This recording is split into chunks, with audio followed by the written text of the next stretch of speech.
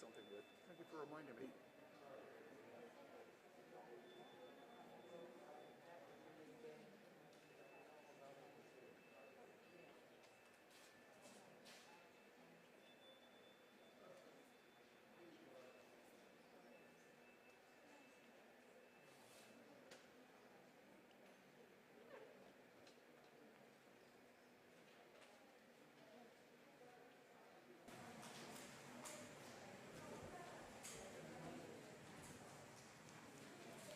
Good morning, dear friends.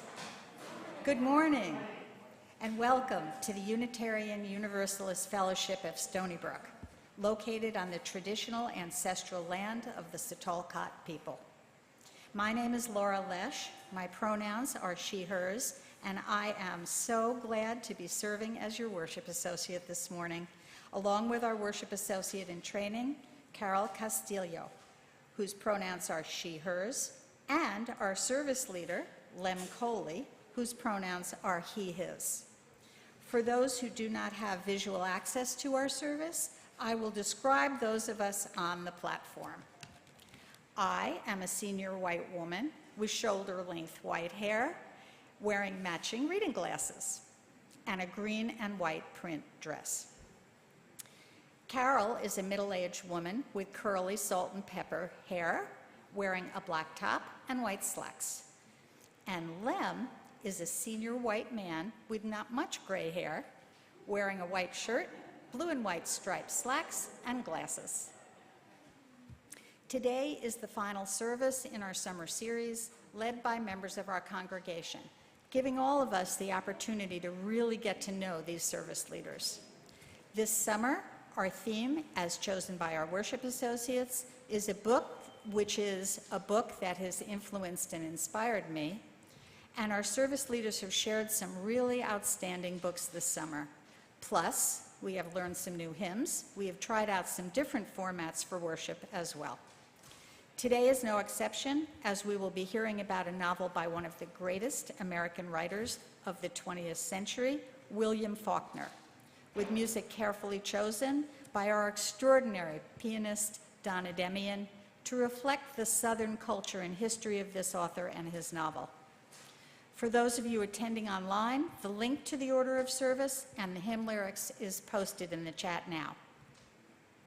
Our new interim minister, Pastor Madeline Campbell, will be in our pulpit starting next Sunday. She is here with us this morning and would love to meet you during our coffee hour following the service. Our Director of Religious Education is Deb Little. Classes for children and youth will be resuming on September 18th, but children are always welcome to join our services. I want to offer a special welcome to those of you who are here with us for the first time. We're so glad you're here, and we hope you will find nourishment for your mind, comfort for your heart, and inspiration for your spirit. Our services do vary from week to week, so plan to return often to get a true sense of who we are as a community of faith. Unitarian Universalism is covenantal, not creedal, with a living tradition. We are all seekers here from a wide variety of faith traditions, aspiring to live into our principles and guided by our sources, which you will find listed on the back of your order of service. You can learn much more about this on our website at UUFSB.org and on our denominational website at UUA.org.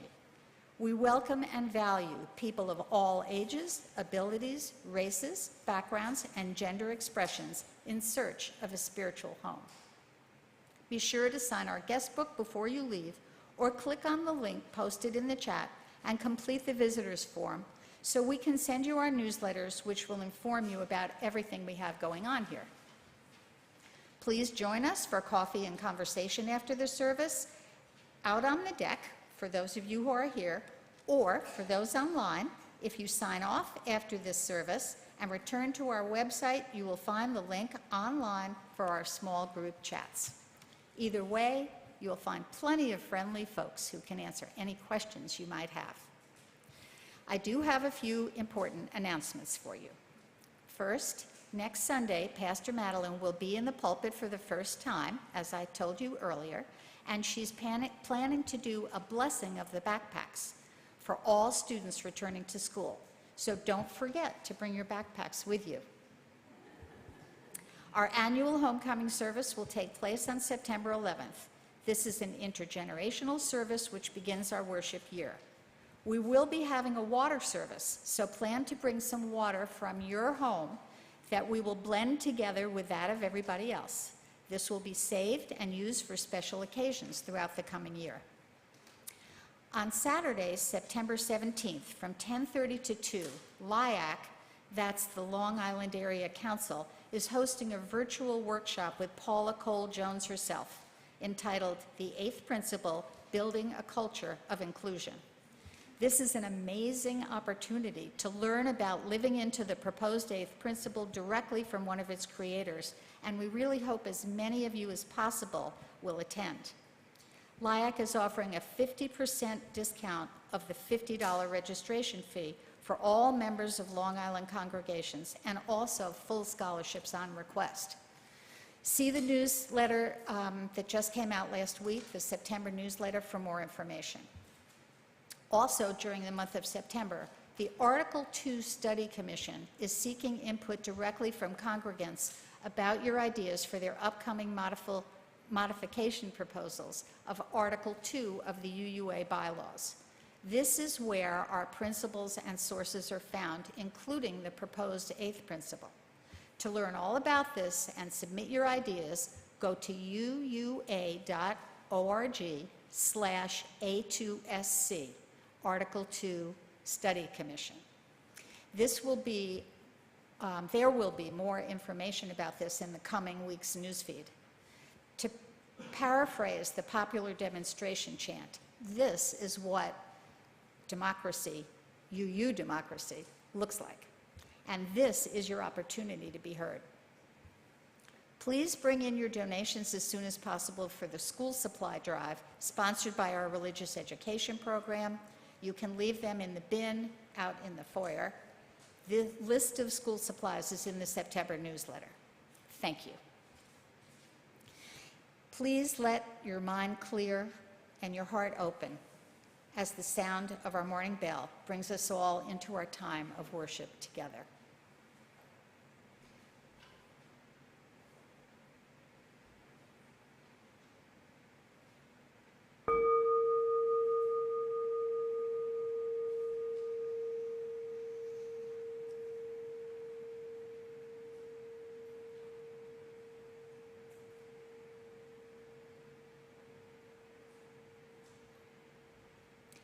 Pastor Madeline will come forward to light our chalice this morning as I read these words adapted from Michelle Obama. If these words sound familiar, you probably read this quote in last week's newsfeed. One light feeds another. One strong family lends strength to more. One engaged community can ignite those around it. This is the power of the light we each carry, represented here by our flaming chalice.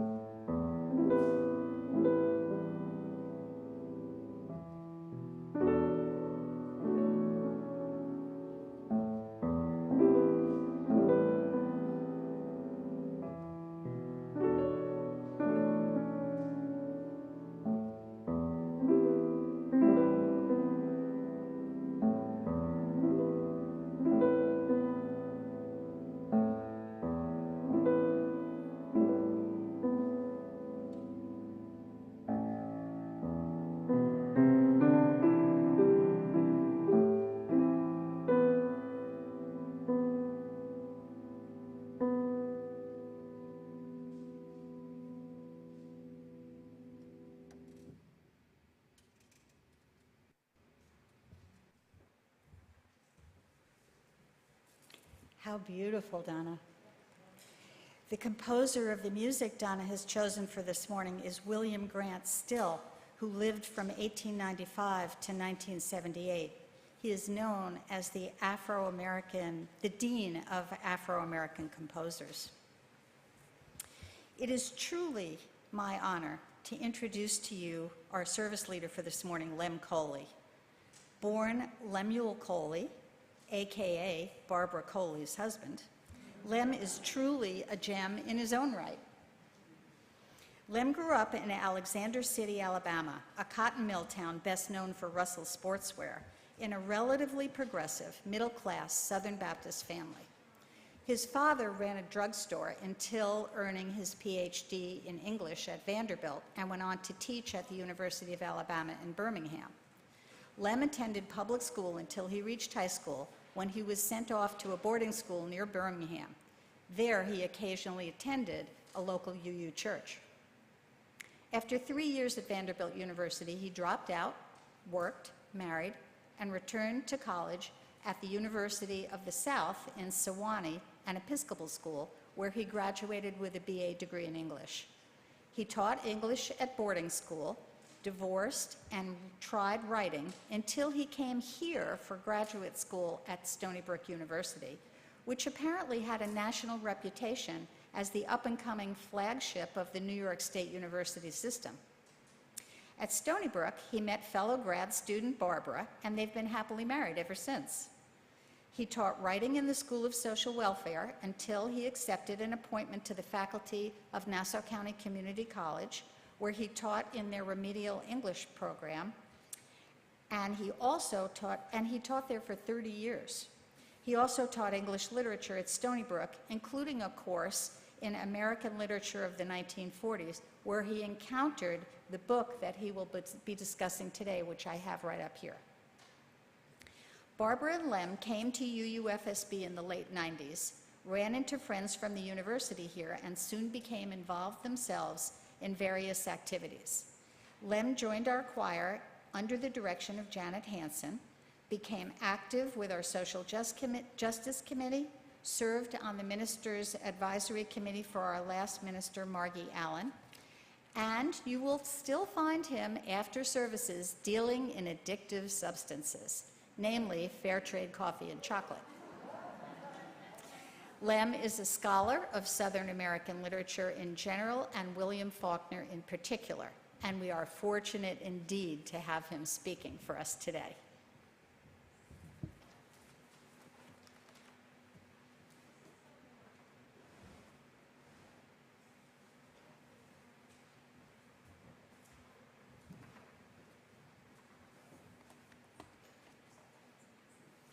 I've got to try to get this thing off. Hearing aids and glasses and masks are a fiendish combination.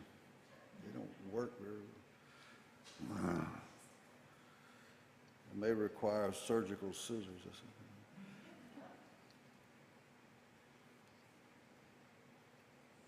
God, I go through this every time.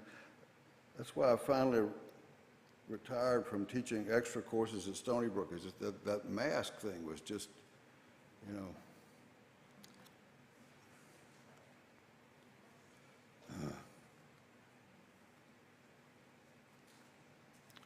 I may never put this back on. Anyway, and thank you to Laura, and thank you to Donna, and the service. The worship assistants have been amazingly supportive and have really, made this possible. So, I want to start with the quotation in the order of service. It's from the Irish poet William Butler Yeats. Quote, "We make out of the quarrel with others rhetoric, but of the quarrel with ourselves poetry." Now, in this service, I'm going to say argument rather than quarrel. Quarrel is a little word. By poetry, I think Yeats means literature or any writing that aspires to permanence, truth, getting below the surface. If we're arguing with someone else about politics, we're trying to win. The point is to be strong and confident with an answer for everything. But if we're trying to figure out something important for ourselves, what do I really think? It's not so simple. We go back and forth. We argue with ourselves. And of course, Yeats is also just giving practical showbiz advice. Who will watch your play or read your poem if there's no dramatic tension in it? He doesn't mean that rhetoric is always inferior. As a senator in the Irish Parliament, Yeats knew there was a time for rhetoric and a time for poetry. I put the quote from Yeats under the title of this service because it speaks to my subject, and it also describes my experience preparing this service.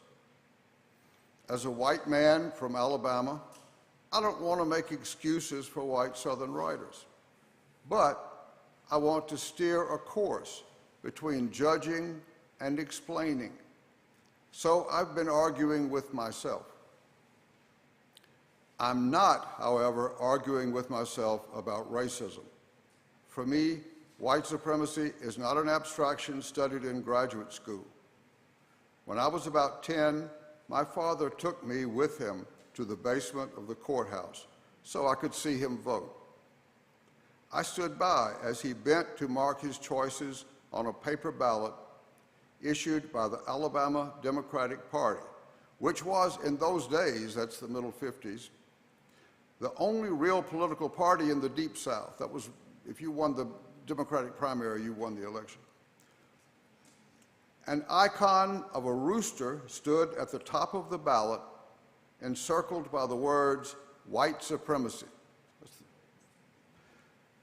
Today, I'm going to talk about Intruder in the Dust, a short novel by William Faulkner, not one of his great ones. When it came out in 1948, the literary critic Edmund Wilson reviewed it in The New Yorker, calling it William Faulkner's response to the civil rights program. When I taught the book at Stony Brook 10 or 15 years ago, I saw that it was Faulkner arguing with himself, with his fellow Mississippians, with Northern liberals, and really with all of the voices he heard in his mind. Is it, in Yeats' terms, rhetoric, or is it poetry? I'm still arguing with myself about that. Please rise now in body or spirit and join me in singing Hymn 170 in your great hymnal.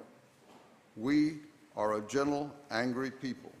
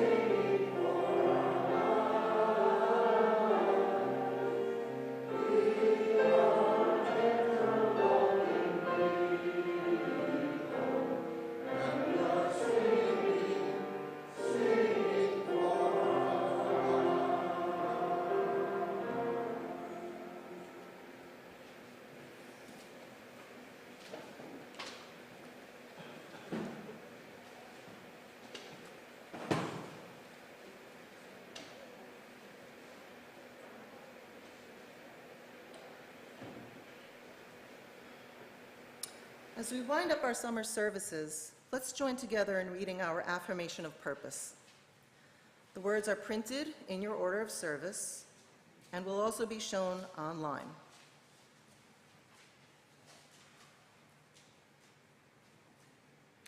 We join together here as purposeful companions to support and challenge one another in our efforts to deepen our spiritual practice and understanding, to celebrate human difference in our outreach and welcome, to listen, speak, and act with humility and compassion, to respond boldly to injustice among us and beyond us, and to tend and protect this parcel of earth and all the life it nourishes. In doing so, we strive to create the world our principles envision and to channel the wisdom of our sources faithfully to that end.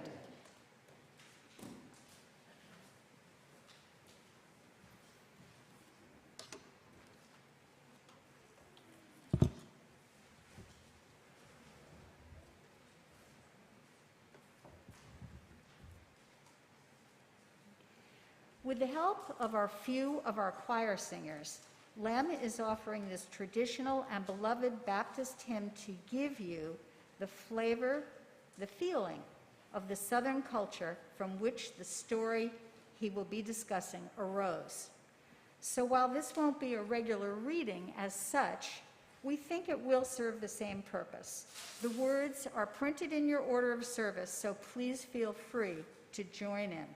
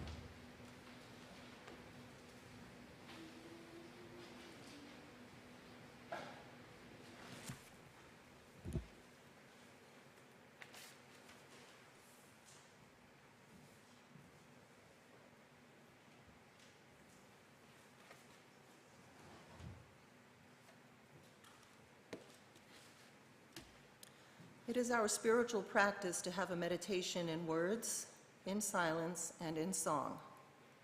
I will start with words by William Faulkner, one of his most well-known quotes. Then we will have 1 to 2 minutes of silence. Donna will bring us out of the silence with hymn number 1031 in your teal hymnal, Filled with Loving Kindness. If you don't know it, you may want to have your hymnal open to that page before we go into the meditation. Donna will play it through once, and then we'll join in and sing all the verses.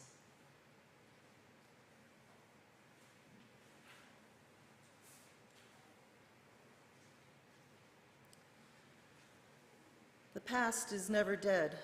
It's not even past. All of us labor in webs spun long before we were born, webs of heredity and environment, of desire and consequence, of history and eternity. Haunted by wrong turns and roads not taken, we pursue images perceived as new, but whose providence dates to the dim dramas of childhood, which are themselves but ripples of consequence echoing down the generations. The daily demands of life distract from this resonance of images and events, but some of us feel it always.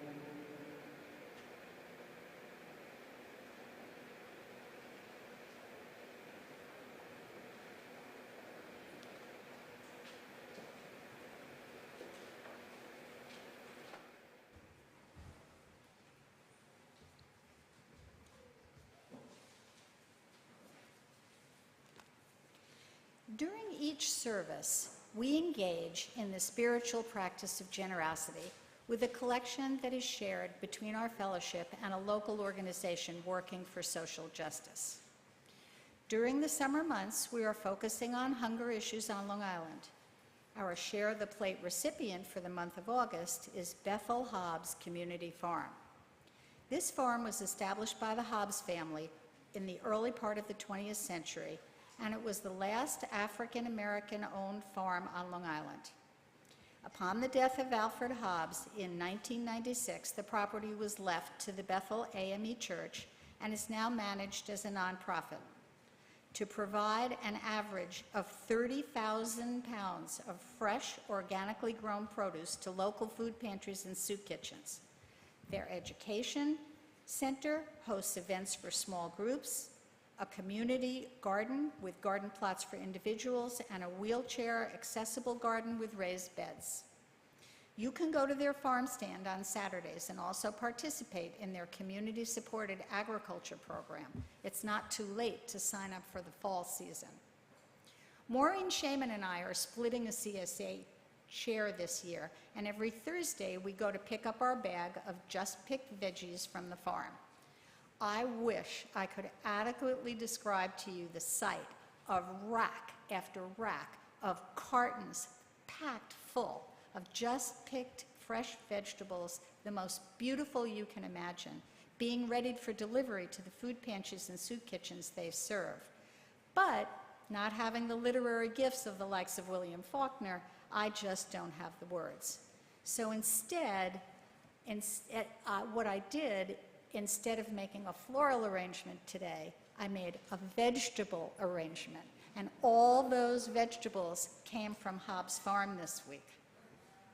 So you can get an idea for yourself how glorious they are. It is really gratifying to know that we are supporting such a program. Today is the final collection for August, so this is the last time for your generous support of the Bethel Hobbs Community Farm this year, as they continue to plant seeds of hope. As our board members accept the offerings here, those of you online will find the link to the donate button on our website in the chat, while we all enjoy Donna's music.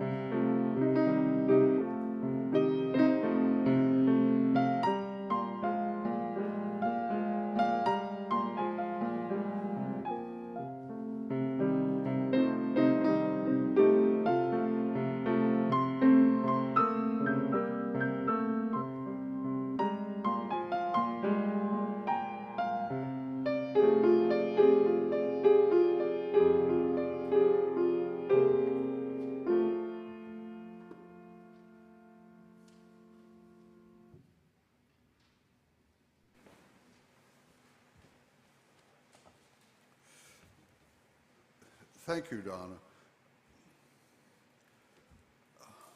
I should say a little bit about William Faulkner. Born in Mississippi, 1897, to a well-established but not rich family, he learned art and literature from his mother and grandmother, but failed to graduate from high school and dropped out of college. He published the first of his 13 novels in 1926. By 1929, age 32, he published a difficult modernist masterpiece, The Sound and the Fury. Supporting himself by writing for Hollywood and selling stories to popular magazines, he gradually attracted attention and respect, especially from Europe. In 1949, he won the Nobel Prize, to the great shock of many. Until his death in 1962, after falling from a horse, he was a public figure. He's on most lists of great novelists, greatest American novelists, etc. His Encyclopedia Britannica bio says, by the time of his death, Faulkner had clearly emerged not just as the major American novelist of his generation, and think who's in his generation, like Ernest Hemingway, but as one of the greatest writers of the 20th century. Some critics have found his work extravagantly rhetorical and unduly violent, and there have been strong objections, especially late in the 20th century, to the perceived insensitivity of his portrayals of women and black Americans.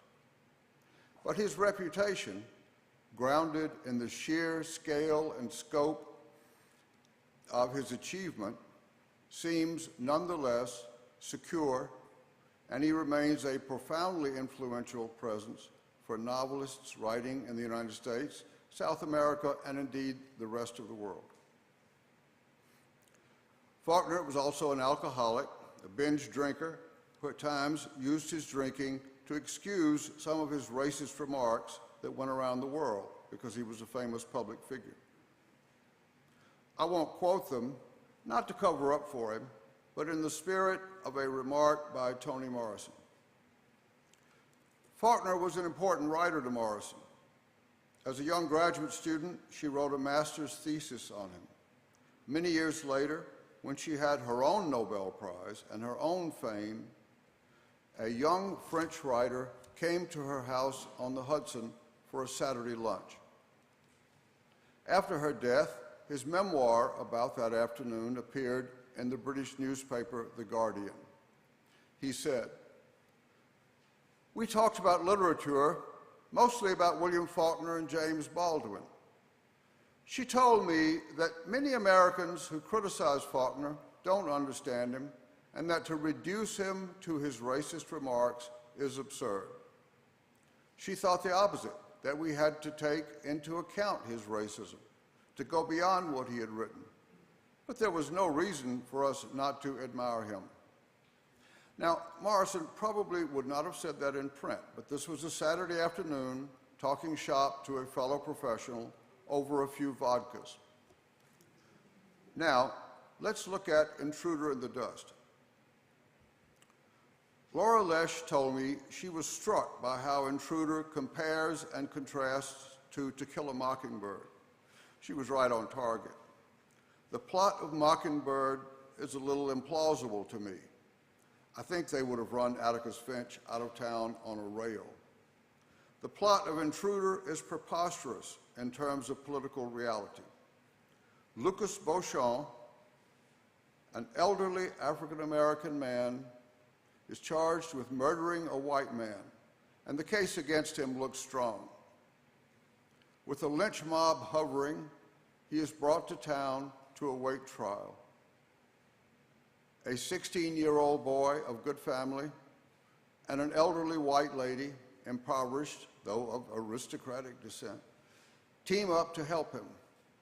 They are accompanied by an African-American youth whose family works for the white boy's family, and an African-American woman who works for the old white lady. Lucas walks free after they succeed in establishing his innocence which involves things like going out to a rural cemetery in the middle of the night and opening a grave to determine that the body interred is not who it's supposed to be. They also secured the assistance of the boy's uncle, a lawyer with an official position in the county.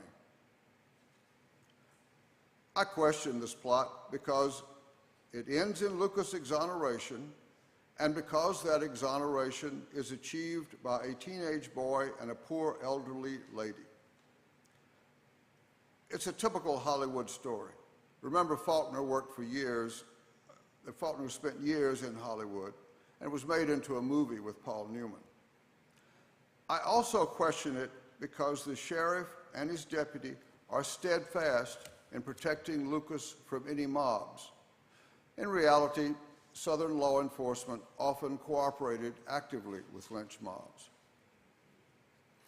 I think this plot is, in Yates' terms, rhetoric. For many white Mississippians, it would have been a betrayal because it shows the reality of race in Mississippi, some of it. But I believe it is written to defend the South to a mass national audience, or at least defend Faulkner, his class, the people from good families, the middle and upper classes. Why did he think they needed defending? In 1948, Faulkner was plodding along on the Fable, a dense and, to me, unreadable novel. Suddenly, in February of 1948, he stopped and poured out Intruder in the Dust. I'll just say Intruder for now. He wrote his agent to describe the novel so the agent could ask Random House for an advance. It was a murder mystery, he said, and the theme was the, quote, relationship between Negro and white, specifically, or rather, the premise being that the white people in the South, before the North or the government or anyone else, owe and must pay a responsibility to the Negro. He completed the first draft in a month, then revised. One chapter got 5 makeovers, but with great speed and intensity. Why? 1948 was a huge year in the long, tragic story of race in America. That same February, Truman sent Congress an anti-lynching bill, an anti-poll tax bill, a fair employment practices bill, and a bill to eliminate discrimination in interstate commerce facilities. He also integrated the armed forces. The white South erupted. Senators and governors thundered their outrage and held mass meetings to push back against what they called anti-Southern legislation. At the Democratic Convention in July, as Faulkner was seeing Intruder through the press, Northern Democrats pushed for a strong civil rights plank. The South threatened to walk out. Most delegates, liberal or conservative, thought the Democrats had no chance in November without the South. Nevertheless, Minneapolis Mayor Hubert Humphrey gave a famous speech, and the civil rights plank passed by 30 out of 1,200 votes. Mississippi and Alabama walked out and formed a states' rights party, AKA Dixiecrats, soon joined by the other states from the old Confederacy, that carried the South. But with the African American vote in northern cities, which had traditionally been Republican, Truman beat Dewey without the South. This is the genesis of Intruder. And it was like he's writing this, and then suddenly all this stuff is going on, and he just has to stop and respond. But Faulkner was an obsessive, compulsive genius. So Intruder's heartwarming, feel-good plot is just the icing on a very rich cake.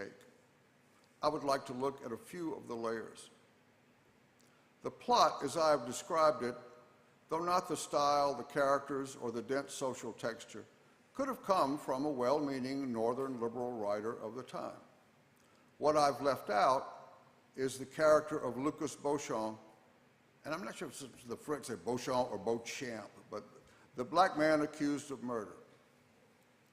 Edmund Wilson described Intruder as the story of a Negro with white blood who refuses to behave with the submissiveness demanded of his color in the South and has developed so rigid a pride that even when wrongfully charged with the murder of a white man, he can hardly bring himself to stoop to defend himself against the enemy of his race. Here are some of Faulkner's descriptions of Lucas. When first seen, Lucas is, quote, not arrogant at all and not even scornful, just intolerant, inflexible, and composed. Intolerant, I don't care what you think. Inflexible, I'm not modifying my behavior to accommodate you. And composed, I'm comfortable with that. When his self-possession goads a young white man in a country store to assault him, Lucas is, quote, quite calm, not even scornful, not even contemptuous. When Sheriff Hampton brings Lucas up from the country, a hostile crowd waits in the square. Lucas, an old man, stiff and awkward, emerges from the car and faces a potential lynch mob. All these people are lined up out in the square of the small town. Quote, not even looking at them, but just towards them, just towards them, arrogant and calm, with no more defiance in it than fear, detached, impersonal, almost musing, intractable, and composed, the eyes blinking a little in the sunlight. If some of you are wondering, I can't explain how Lucas had survived to this point without the self-effacing mannerisms expected of the African American in the South in those days. But a digression will be necessary. Faulkner, one of the things about Faulkner is that Faulkner created a world, meaning that his books and stories almost all portray a rural Mississippi county with a Choctaw name, Yoknapatawpha County. The same characters appear, sometimes as major, sometimes as bit players, sometimes young, sometimes old. Their personalities change, like in real life, and the details of their lives may change, but there is a continuity. Lucas appears in various stories before Intruder. The essential point here is he is the grandson of a plantation owner and a slave. He knows this and feels that the still intact plantation should be his. Through developments we would need hours to explain, he owns free and clear a 10-acre plot within the 2,000-acre plantation. He is poor, but he is self-sufficient and cannot be, quote, run off the place. Now, back to our story. Teaching Intruder at Stony Brook, I was going over Lucas' personality with the class. I'm not a Faulkner expert, but I had read a few biographies. I knew the familiar stories about him. I'd read, a lot of the books. Then suddenly in that class, it hit me.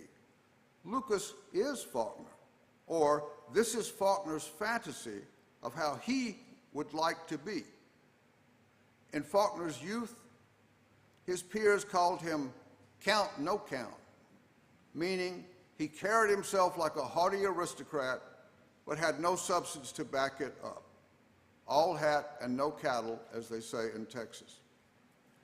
Let me give two examples of Faulkner's arrogance. When he was about 24, no high school diploma, a college dropout, no inclination to take up any of the careers available to him, a job was found for him. His father was the bursar of the University of Mississippi, so they made Faulkner the postmaster of the university's separate little post office. Immediately, there were problems. People got their magazines late, dog-eared and dirty. Patrons would stand at the window ringing the bell a long time before Faulkner would emerge, showing attitude. Mail was lost. These complaints grew until Faulkner was confronted about them. Here is his response. This was a letter he sent. As long as I live under the capitalistic system, I expect to have my life influenced by the demands of moneyed people. But I will be damned if I propose to be at the beck and call of every itinerant scoundrel who has 2 cents to invest in a postage stamp. This, sir, is my resignation. He's got 24 years old, nothing, not a pot to pee in, as they say. When Faulkner died, the Southern poet and critic Alan Tate, whose critical essays had helped establish Faulkner's reputation, shared his memories of Faulkner. Tate wrote, and Tate was no day at the beach himself, I studied under him. Tate wrote, "He seemed to me arrogant and ill-mannered in a way that I felt qualified to distinguish as peculiarly Southern. In company, he usually failed to reply when spoken to, or when he spoke, there was something grandiose in the profusions with which he sprinkled his remarks with sirs and ma'ams." So, when he came to write Intruder, Faulkner put himself, or an aristocratic fantasy of himself, we all have this kind of, into the African-American man who infuriates the local white people because he will not submit to the realities of race in 1940s Mississippi. How intentional was this? How aware was Faulkner of this radical act of the imagination? I have no idea. But I began by talking about rhetoric and poetry, the will versus the imagination. At a time when he felt himself, his class, his way of life under attack, he told a story, a sentimental, feel-good, TV, Hollywood kind of story, which tried to do 2 things, face in 2 directions. First, it tried to soften that attack, to say, yes, there are problems. We white people have a lot to answer for, but we're good people and we can make things better. And anyway, it's so complicated and bound up in history that you outsiders can't understand it. Second, he tried to say to his fellow white Mississippians, we have a lot to answer for. We have not treated the black people right. There is a debt to be paid. But at the heart of this concoction, his imagination took over and said, what if I, William Faulkner, were an African American, as proud, independent, and obstinate as I am? How long could I survive in Mississippi? And to quote Martin Luther King, out of context, the answer would probably be, how long? Not long. Please rise once more in body or spirit and join in singing hymn number 168 in your great hymnal, One More Step.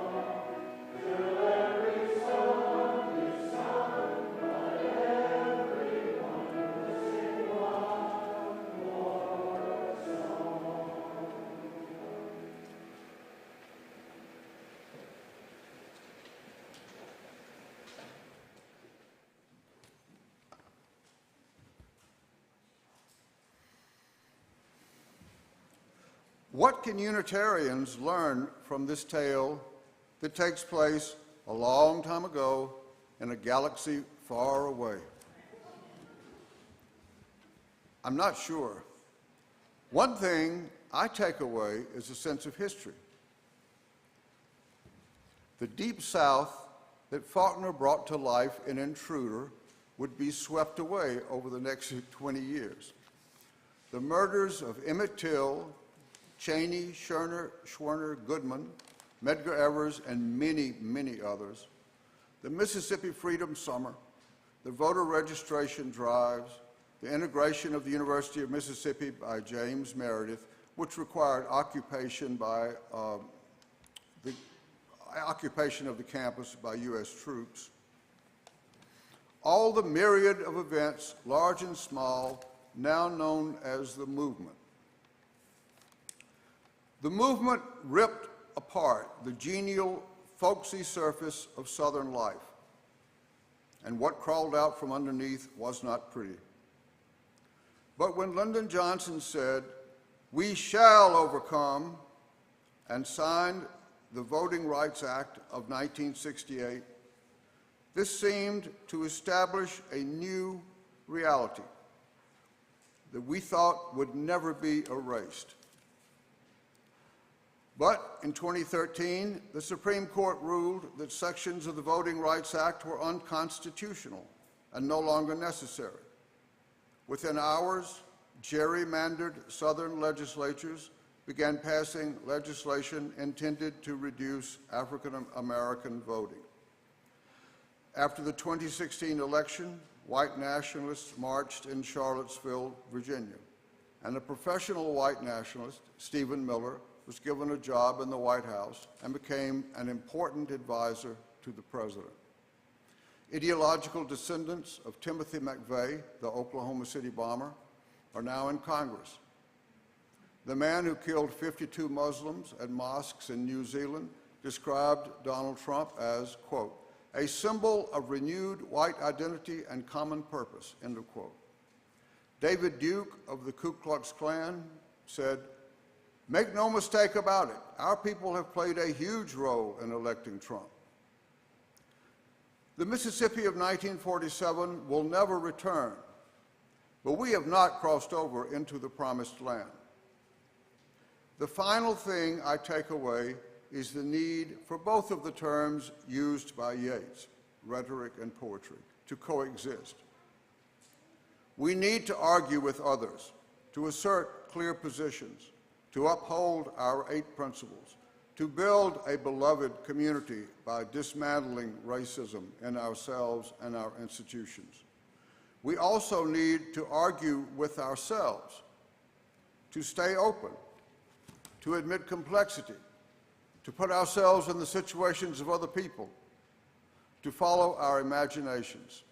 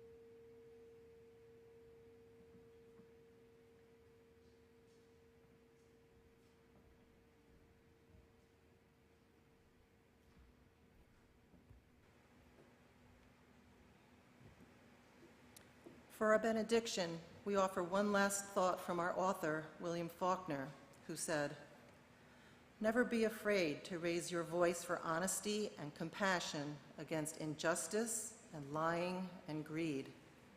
If people all over the world would do this, it would change the earth." Amen.